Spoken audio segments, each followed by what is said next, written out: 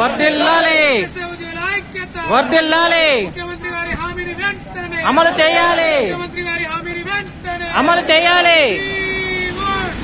Regularise regularise regularise. నాటి భక్తుల శిక్ష ఉద్యోగుల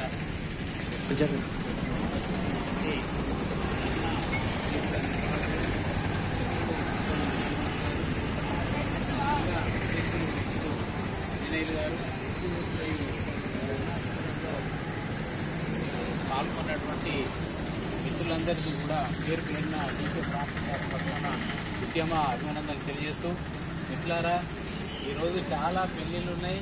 పాపం సిచ్యువేషన్ అంటే ఇలా బస్సులో వస్తూ ఉంటే అసలు పట్టుదాలనుకుంటున్న లేడీస్ ఏంటిది అంటే పెళ్ళిళ్ళు అటువంటి సందర్భం కూడా వదులుకొని మరి మహిళలందరూ కూడా మనకు ఉద్యోగాలకు సంబంధించినటువంటి కాబట్టి ధర్నా ముఖ్యం కాబట్టి అయితే సంఖ్యలో పాల్గొన్నటువంటి మీ అందరికీ కూడా మరొకసారి ఉద్యమ అభినందనలు తెలియజేస్తారు. మిత్రులు మా డిటిఎఫ్ఓ జిల్లా ప్రధాన కార్యదర్శి తిరుపతి గారు ఖచ్చితంగా ఇంట్రెస్ట్ చేసి అసలు లోకల్లో లేము మేము సార్ కూడా ఏం చేస్తున్నది నేను ఏం సార్ మీరు ఎన్నికల ధర్నా శిబిరాన్ని అటెండ్ చేయండి అంటే మరి రావడం జరిగింది. అదేవిధంగా మా రాష్ట్ర ఉపాధ్యక్షులు రాజరెడ్డి గారు కూడా నన్ను ఉద్దేశించి మాట్లాడడం జరిగింది. మిత్రులారా ముఖ్యంగా ఇందులో డిమాండ్ కనుక చూస్తే చాలామంది నేను సర్వీసులో అంటే మేము రిటైర్డ్ అయ్యి దాదాపు 11 years అవుతుంది. అప్పటి నుంచి ఆంజనేయులు గారు గత 4 years మంది కూడా అదే సినిమాలో మాకు సూపర్వైజర్లు పనిచేస్తూ ఉన్నారు. సో ఇప్పటికి కూడా స్కేల్లో పనిచేయడం అనేటువంటిది జరుగుతూ ఉన్నది.